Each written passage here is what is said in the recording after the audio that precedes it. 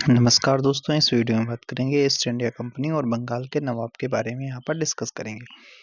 Important topic है, यहाँ से आपके जितने भी सवाल वगैरह पूछे गए वो सभी सवाल यहाँ पर चर्चा करे जाएंगे। कौन सा टॉपिक है? ईस्ट इंडिया कंपनी और बंगाल के नवाब। ठीक है, तो चलिए सीधे क्वेश्चन पे ही चलते हैं। ठीक है, सीधे क्वेश्चन पे ही चला जाता है। तो यहाँ पर ठीक है, तो ये फिलहाल सभी क्वेश्चन आपको देखने को मिलेंगे। ठीक है, तो क्वेश्चन पे ही चलते हैं। चलिए, पहला सवाल पूछा गया है कि कौन सा मुगल सम्राट द्वारा यानी कौन एक मुगल सम्राट द्वारा नियुक्त बंगाल का अंतिम गवर्नर था। अंतिम गवर्नर कौन था जो बंगाल का अंतिम? मुर्शीद कुली खान था। कौन था? मुर्शीद कुली खान था। चलिए अब थोड़ा बात कर लेते हैं। यहाँ पर मुगल सम्राट जो है, मुगल सम्राट फर्रुख शेर द्वारा 1717 ईस्वी में मुर्शीद कुली खां को बंगाल का गवर्नर यानी सूबेदार नियुक्त किया गया था। मुर्शीद कुली खां की मृत्यु के पश्चात उसका दामाद सुजाउद्दीन बंगाल का सूबेदार बना, जिसे तत्कालीन मुगल सम्राट मोहम्मद शाह रंगीला द्वारा मान्यता प्रदान की गई। अतः मुगल सम्राट द्वारा नियुक्त बंगाल का अंतिम गवर्नर मुर्शीद कुली खां था। कौन? मुर्शीद कुली खां था। ठीक है, अगले सवाल पे चलते हैं। अगला सवाल पूछा गया है, मुगल बादशाह द्वारा नियुक्त बंगाल का अंतिम सूबेदार कौन था? तो जस्ट अभी पढ़ा गया कौन था? मुर्शीद कुली खां था। ठीक है, किसके द्वारा? तो ये जो मुगल बादशाह के द्वारा नियुक्त किया गया था। कौन सा युद्ध था जिसने भारत में ब्रिटिश प्रभुत्व को प्रारंभ किया था? कौन था? जो प्लासी का युद्ध था, ये ब्रिटिश प्रभुत्व को प्रारंभ किया था।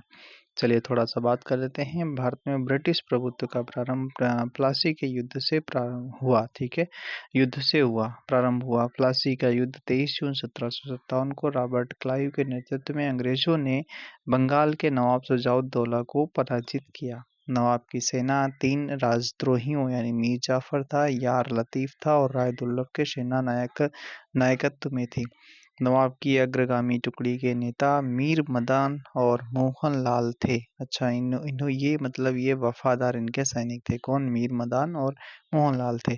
सहसा एक गोली से रणभूमि में ही मीर मदान मारा गया। नवाब सिराजुद्दौला द्वारा अपने प्रमुख अधिकारियों से मंत्रणा के दौरान मीर जाफर ने उसे पीछे हटने को कहा था। यह भी कहा कि नवाब को सेना का नेतृत्व सेनाध्यक्षों के हाथों में छोड़ युद्ध क्षेत्र से चले जाना चाहिए। सिराजुद्दौला वापस मुर्शिदाबाद लौट गया। यही उसकी हार का कारण बना।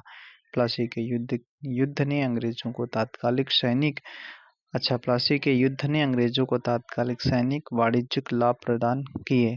इसके कृषि उत्पादन और दस्तकारियों के क्षेत्र में अग्रणी 3 राज्यों बिहार, बंगाल, ओडिशा में राजनीतिक प्रभुत्व स्थापित करने के लिए पृष्ठभूमि तैयार की। इस युद्ध ने वस्तुतः भारत में ब्रिटिश साम्राज्य की नींव डाली और भारत में ब्रिटिश ईस्ट इंडिया कंपनी की पहली निर्णायक सफलता माना जाता है। जबकि सर्वाधिक निर्णायक युद्ध बक्सर का युद्ध 1764 जिसने भारत में वास्तविक रूप से ब्रिटिश प्रभुसत्ता स्थापित की। अगला सवाल है, इंग्लैंड की ईस्ट इंडिया कंपनी की भारत में प्रथम निर्णायक सैन्य सफलता मानी जाती है। प्लासी का युद्ध जो 23 जून 1757 सिराजुद्दौला और आपका किसके बीच में हुआ था? रॉबर्ट क्लाइव के बीच में हुआ था। ठीक है, चलिए अगले सवाल पे चलते हैं। प्लासी का युद्ध लड़ा गया था 1757 में लड़ा गया था। सिराजुद्दौला लॉर्ड क्लाइव द्वारा पराजित हुआ था के युद्ध में। तो किसके युद्ध में पराजित हुआ था? प्लासी के युद्ध में पराजित हुआ था। भारतवर्ष में ब्रिटिश साम्राज्य का संस्थापक कौन था? तो भारतवर्ष में ब्रिटिश साम्राज्य का संस्थापक रॉबर्ट क्लाइव को ही माना जाता है। ठीक है, संस्थापक रॉबर्ट क्लाइव को माना जाता है। प्लासी के युद्ध 23 जून 1757 को बंगाल के नवाब सिराजुद्दौला को पराजित कर पहली बार भारत में ब्रिटिश सत्ता की नींव रखी थी। निम्नलिखित में से किसे स्वर्ग से उत्पन्न सेना नायक कहा गया? भैया ठीक है, रॉबर्ट क्लाइव को ही कहा गया है। क्लाइव एक सैनिक के रूप में जन नेता था। विलियम पिट का यह कथन है कि वह स्वर्ग से उत्पन्न सेनानायक था। ओ भैया थे, ए हेवन बॉर्न जनरल था। ठीक है, प्लासी का युद्ध मैदान कहाँ स्थित है? प्लासी का जो युद्ध मैदान है पश्चिम बंगाल में स्थित है। प्लासी का वर्तमान नाम पलासी का युद्ध मैदान पश्चिम बंगाल राज्य के नदिया जिले में भागीरथी नदी के किनारे स्थित है। ठीक है, अगले सवाल पे बात करते हैं। अगला सवाल है, निम्नलिखित में से किसने अपनी राजधानी मुर्शिदाबाद से मुंगेर ट्रांसफर की थी? ठीक है, मुर्शिदाबाद से मुंगेर ट्रांसफर की थी तो मीर कासिम। ठीक है, मीर कासिम जो था वो उसने क्या किया था, मुर्शिदाबाद से मुंगेर ट्रांसफर करी थी। ठीक है, मीर कासिम अपनी राजधानी मुर्शिदाबाद से मुंगेर ले गया। संभवतः वह मुर्शिदाबाद के षड्यंत्रमय वातावरण तथा कलकत्ता से दूर रहना चाहता था ताकि अंग्रेजों का हस्तक्षेप अधिक ना हो। सबसे अधिक निर्णायक युद्ध जिसने अंग्रेजों के भारत में प्रभुत्व संस्थापित किया था, तो ये कौन था? तो ये हो जाता है बक्सर का युद्ध हो जाता है। ठीक है, बक्सर का युद्ध। बक्सर का युद्ध अगर बात करते हैं तो 22 अक्टूबर 1764 को अंग्रेजों ने मीर कासिम और अवध के नवाब शुजाउद्दौला और दिल्ली के मुगल बादशाह शाह आलम द्वितीय की सम्मिलित सेना को बक्सर के युद्ध में पराजित किया था। इसको लीड किया था हेक्टर मुनरो ने किया था। इस युद्ध के परिणाम ने प्लासी के निर्णयों पर मुहर लगा दी। भारत में अब अंग्रेजों को चुनौती देने वाला कोई दूसरा नहीं था। इलाहाबाद तक प्रदेश अंग्रेजों के अधिकार में आ गया। दिल्ली विजय का मार्ग खुल गया। बक्सर का युद्ध भारतीय इतिहास में निर्णायक युद्ध सिद्ध हुआ। पीई रॉबर्ट्स ने बक्सर के युद्ध के बारे में कहा है कि प्लासी की अपेक्षा बक्सर को भारत में अंग्रेजी प्रभुता की जन्मभूमि मानना कहीं अधिक उपयुक्त है। अच्छा, किसने कहा था? पीई रॉबर्ट्स ने कहा है। ठीक है, यदि बक्सर के युद्ध के परिणाम को देखा जाए तो कहा जा सकता है कि जहां प्लासी की विजय अंग्रेजों की कूटनीति का परिणाम थी, वहीं बक्सर की विजय को इतिहासकारों ने पूर्णतः सैनिक विजय बताया। प्लासी के युद्ध ने अंग्रेजों की प्रभुता बंगाल में स्थापित की, परंतु बक्सर के युद्ध ने कंपनी को एक अखिल भारतीय शक्ति का रूप दे दिया था। ठीक है, आगे बात करते हैं। कह रहा है कि अगला सवाल पूछा जा रहा है कि अंग्रेजी ईस्ट इंडिया जो कंपनी है, कंपनी द्वारा लड़े गए किन निम्नलिखित युद्धों में से कौन सा सर्वाधिक निर्णायक युद्ध माना जाता है? तो बक्सर का युद्ध माना जाता है। ठीक है, बक्सर का युद्ध माना जाता है। कौन सा युद्ध है जो भारत में अंग्रेजों के आधिपत्य की स्थापना की दृष्टि से सबसे महत्वपूर्ण समझा जाता है? तो बक्सर का युद्ध माना जाता है। बक्सर के युद्ध के समय दिल्ली का शासक कौन था?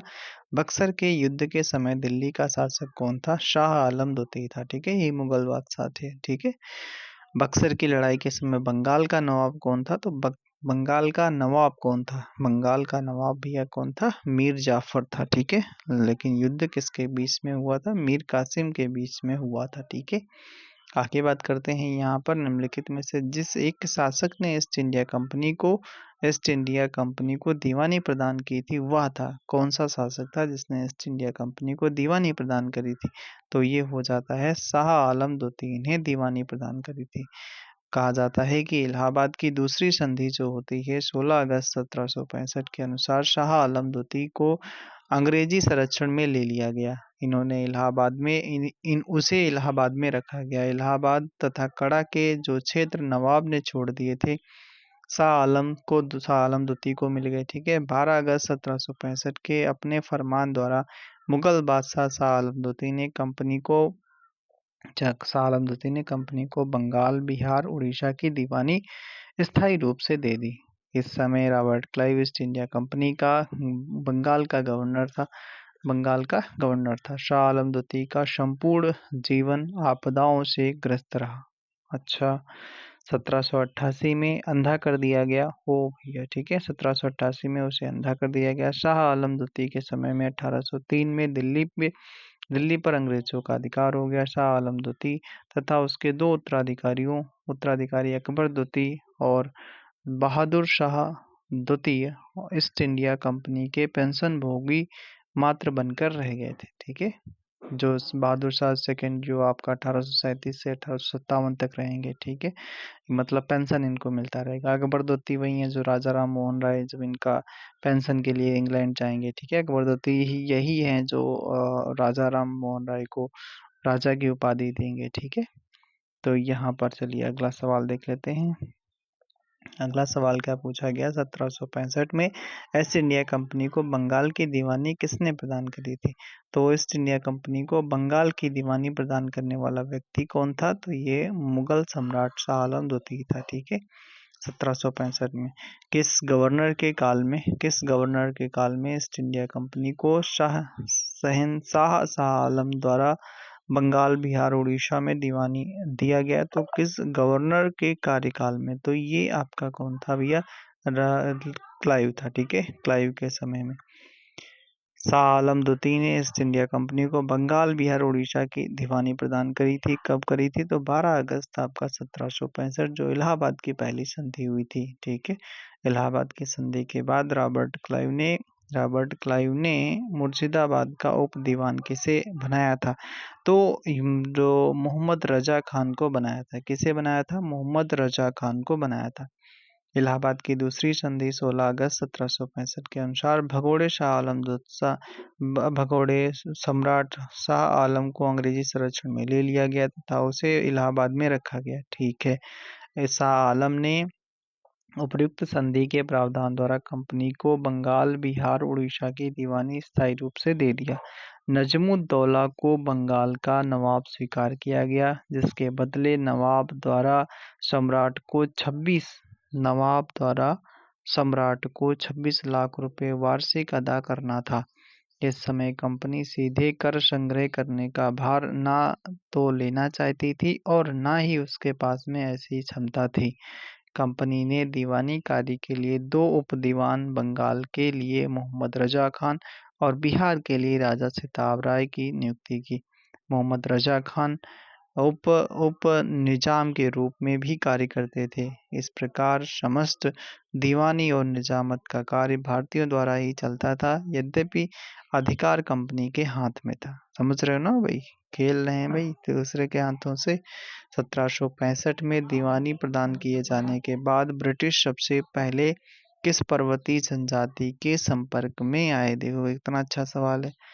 कह रहा है कि 1765 में दीवानी प्रदान किए जाने के बाद ब्रिटिश सबसे पहले किस पर्वतीय जनजाति के संपर्क में आए? तो खासी। ठीक है, बंगाल की दीवानी प्राप्त करने के पश्चात ब्रिटिश 1765 में सिलहट आए। कहाँ आए थे? सिलहट आए। खासी जनजाति के लोग चावल, नमक और सूखी मछलियों के बदले रेशम, सूती सामान, लोहा, मोम, मधु, सींग का व्यापार करने हेतु सिलहट की सीमा पर पंडुआ में आते थे।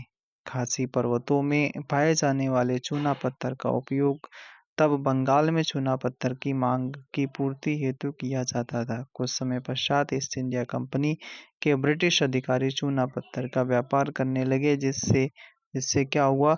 जिससे वे खासी जनजाति के संपर्क में आए। तो कैसे आए थे? तो क्योंकि चूना पत्थर का व्यापार करने लगे थे अंग्रेज, तो इस वजह से वो खासी जनजातियों के संपर्क में आए। ठीक है, अगला सवाल पूछा गया भाई साहब, क्या है? पूछा गया है कि अवध सल्तनत के हिंदू नायब वजीर के संबंध में कथनों पर विचार कीजिए। राजा टिकैत राय नवाब आशफुद्दौला के अर्थ मंत्री थे। हाँ, सही थे।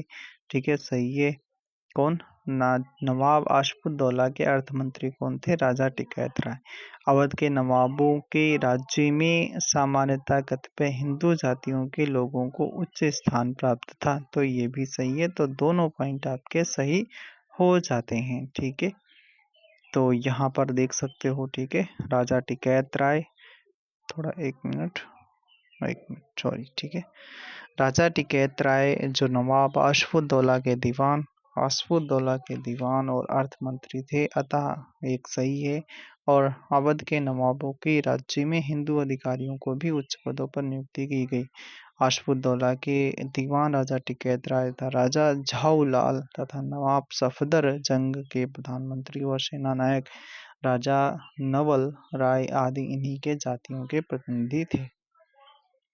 अगला सवाल कह रहा है कि 18वें शतक में भारत में लड़े गए युद्धों को सही कालानुक्रम बताइए। तो देखो, पहले अंबर का युद्ध लड़ा गया, फिर प्लासी का, फिर वांडीवास का, फिर आपका बक्सर का युद्ध लड़ा गया। तो दूसरा वाला सही है। कैसा? अंबर का युद्ध, फिर प्लासी का युद्ध, फिर वांडीवास का युद्ध, फिर आपका बक्सर का युद्ध लड़ा गया। ठीक है, चलिए अगले सवाल पे चलते हैं। अगला सवाल क्या कहता है? अगला सवाल अगर यहाँ पर देखना चाहते हैं तो देख सकते हैं। अंबर का युद्ध आपका 1749 में मुजफ्फर जंग, चंदा साहब तथा फ्रांसीसियों की संयुक्त सेनाओं ने वेल्लूर के समीप अंबर नामक स्थान पर कर्नाटक के नवाब अनवरुद्दीन को पराजित उसकी हत्या कर दी थी। अगर बात करते हैं प्लासी का युद्ध, सबको पता है यहाँ पर कि अंग्रेजों तथा बंगाल के नवाब सिराजुद्दौला के मध्य युद्ध हुआ। युद्ध के परिणाम स्वरूप अंग्रेजों का पूरे बंगाल पर नियंत्रण हो गया। क्लाइव ने मीर जाफर को बंगाल का नवाब बनाया। नवाब बनने के बाद मीर जाफर ने अंग्रेजों को उनकी सेवाओं के लिए 24 परगनों ओ भैया कितने 24 परगनों की जमींदारी से पुरस्कृत किया और क्लाइव को 2,34,000 पाउंड की निजी भेंट दी भैया। ठीक है, वांडीवास का युद्ध 1760 में हुआ, जो अंग्रेजों और फ्रांसीसियों के मध्य में हुआ। युद्ध में फ्रांसीसी पराजित हुए और अंग्रेजी सेना का नेतृत्व सर आयर कूट कर रहे थे, जबकि फ्रांसीसी जो सेना का नेतृत्व काउंटर डी लाली कर रहे थे। तो काउंटर डी लाली को भैया लाली बना दिया गया। बक्सर का युद्ध सबको पता है, मीर कासिम और अवध के नवाब शुजाउद्दौला तथा मुगल सम्राट शाह आलम द्वितीय की संयुक्त सेना तथा अंग्रेजों के मध्य हुआ। युद्ध में अंग्रेज विजय हुआ। इस विजय हुए युद्ध में अंग्रेजी सेना का नेतृत्व हेक्टर मुनरो ने किया था। बक्सर के युद्ध ने प्लासी के युद्ध के निर्णयों को मोहर लगा दी थी। ठीक है, अगला सवाल देख लेते हैं।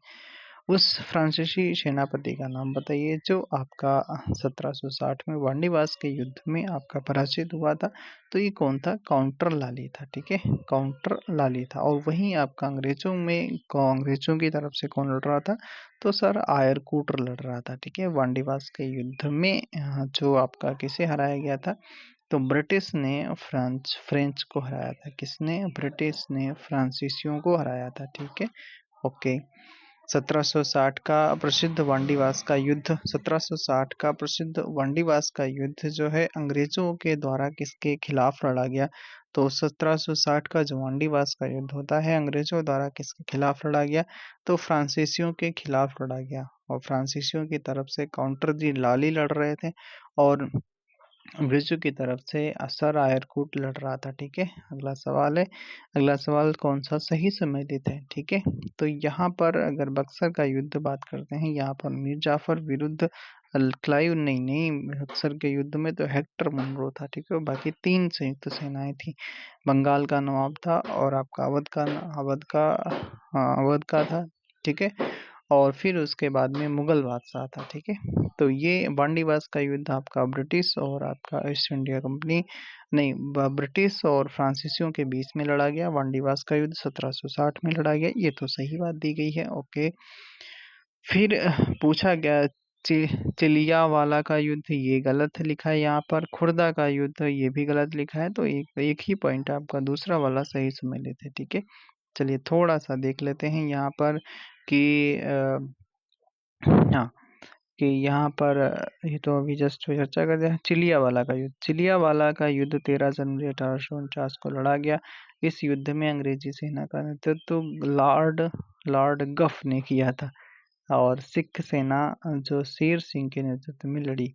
यह युद्ध अनिर्णीत समाप्त हुआ और इस युद्ध के समय भारत का गवर्नर जनरल डलहौजी था। ठीक है, और खुर्दा का युद्ध अगर बात करते हैं तो खुर्दा का युद्ध आपका 1795 ईस्वी में निजाम के विरुद्ध मराठों द्वारा लड़ा गया, जिसमें निजाम की हार हुई थी। ठीक है, अगला किसने भारत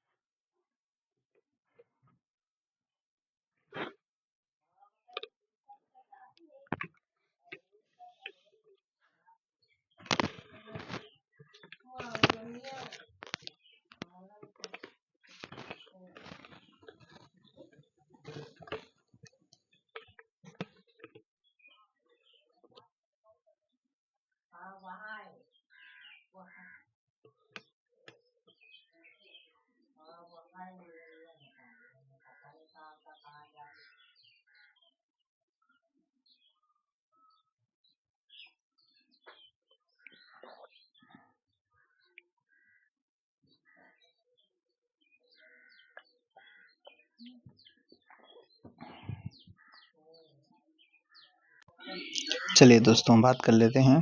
यहाँ पर हमारे वो बीच में क्या आ गया था, छिपकली, ऊपर से छिपकली गिर गई थी, ठीक है। तो इसलिए यहाँ पर चलो सॉरी, ठीक है, फिलहाल धुल लिया है, ठीक है। यहाँ पर सर पे ऊपर गिरी थी, धुल लिया है, कोई बात नहीं। चलिए देख लेते हैं। कह रहा है कि अगला सवाल पूछा जा रहा है, किसने भारत में अंग्रेजों का सर्वाधिक विरोध किया था। तो अंग्रेजों का सर्वाधिक विरोध किया था, वो किसने किया था, मराठाओं ने किया था। किसने किया था, मराठाओं ने किया था। चलिए थोड़ा सा बात कर लेते हैं। यहाँ पर भारत में अंग्रेजों का सर्वाधिक विरोध मराठाओं द्वारा किया गया था। तीन आंग्ल मराठा युद्धों के बाद ही मराठा शक्ति को दबाया जा सका। मुगल साम्राज्य के खंडहरों पर मराठाओं ने मुगल साम्राज्य के खंडहरों पर मराठों ने अपने साम्राज्य की आधारशिला रखी। अच्छा भी है, ठीक है। उन्हीं परिस्थितियों में अंग्रेजों ने भी लाभ उठाया। प्रथम आंग्ल मराठा युद्ध में अंग्रेजों को मुंह की खानी पड़ी। अच्छा ठीक है। और सालभाई की संधि से प्रथम युद्ध समाप्त हुआ। वेलेजली 1802 में सहायक संधि के जाल में पेशवा को बांध लिया। 1818 में हेस्टिंग ने मराठों की रही सही शक्ति को समाप्त कर ब्रिटिश सर्वोच्चता की स्थापना की थी, ठीक है। चलो भाई, ओके। तो ये पूरा हमने पूरा ख़त्म कर लिया है। और नेक्स्ट वीडियो में हम बात करेंगे क्या, क्षेत्रीय राज्य पंजाब और मैसूर के बारे में यहाँ पर डिस्कस करेंगे। तो कैसा लगा वीडियो भाई, कमेंट बॉक्स में ज़रूर बताना। हमने पूरा जो आपका ईस्ट इंडिया कंपनी और आपका मुग़ल जो आपका बंगाल वगैरह था उसके बारे में हमने यहाँ पर डिस्कस किया। तो thanks for watching. Comment box में ज़रूर बताना, ठीक है, कैसा लगा वीडियो।